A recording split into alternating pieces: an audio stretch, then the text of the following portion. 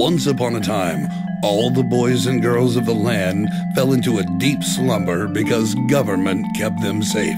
While only trying to help, government continually passed new laws, restricting more freedoms, disturbing the children from their naps. Then one day, something different awoke. Something very different.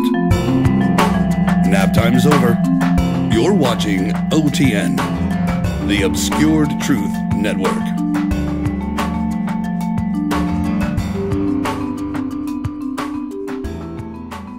Hi, I'm Sam, and in the opening sequence you watched the beginning of an encounter I had in the first shoot of several on a recent trip to Washington, D.C. Now, this is not my first time to the city. As a teenager, I stood at the fence taking photos without incident. Years later, I drove down the street in a car, a street which is now deserted to all but government-approved vehicles.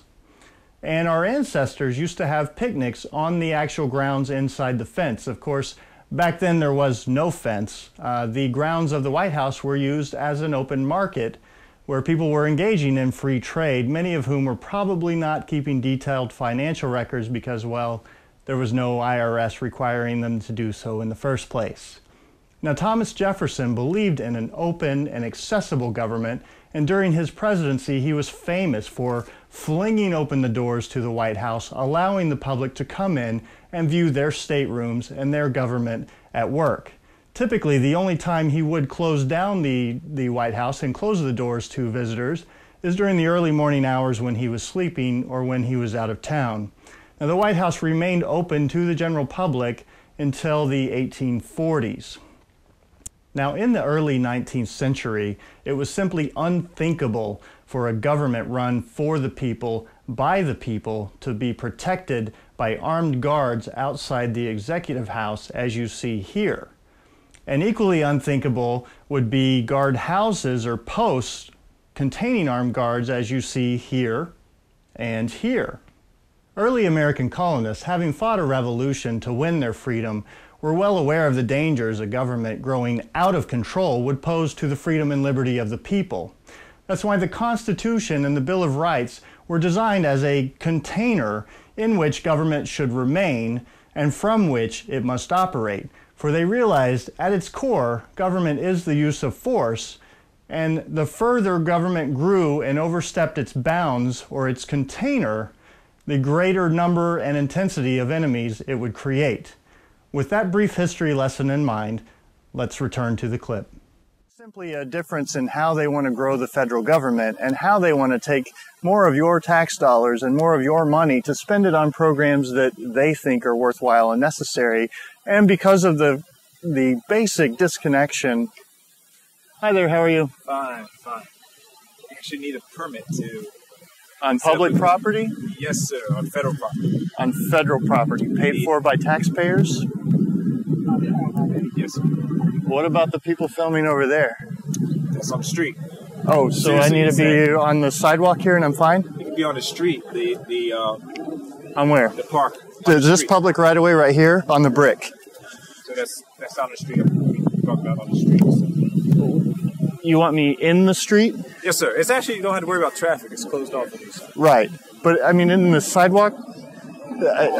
I'm just confused here. I'm trying to understand. By the street, I mean on the street. Right, but... Sidewalk. The sidewalk. It's also part of the park. It's not on the sidewalk. Okay, so it's not in the park. And then this is not considered the right-of-way. The sidewalk is right-of-way or it's not to the street? It's not. So I can be in the street or on the sidewalk over there? Not on the sidewalk over there. Not on the sidewalk over there. It's the street. On this sidewalk, on this sidewalk, and on the park, you need a permit. It's pretty easy to get, but you have to get it. Yeah, but I don't believe in paying bribes. Okay. No, I don't even know if you even have to pay for it. Okay. Actually, I don't know, but I do know you have to let someone know that you're going to be here and document it for whatever reason. But you get it through the Park Service. Okay. We'll move to the street. Thank you, sir. Thank you, sir. The officer's initial statement to me, actually, you need a permit, was factually inaccurate. As you can clearly see from the video, I was in the middle of a segment when he approached, and I was getting along just fine without a permit, and clearly I didn't need a permit. I believe what he was saying is that the group of armed men called the Park Police Service, who have taken control of that turf, which they refer to as jurisdiction, require that I submit my ideas and beg for permission, called the permit process, in order to use land funded by taxpayer dollars on which they don't even consider to be public property.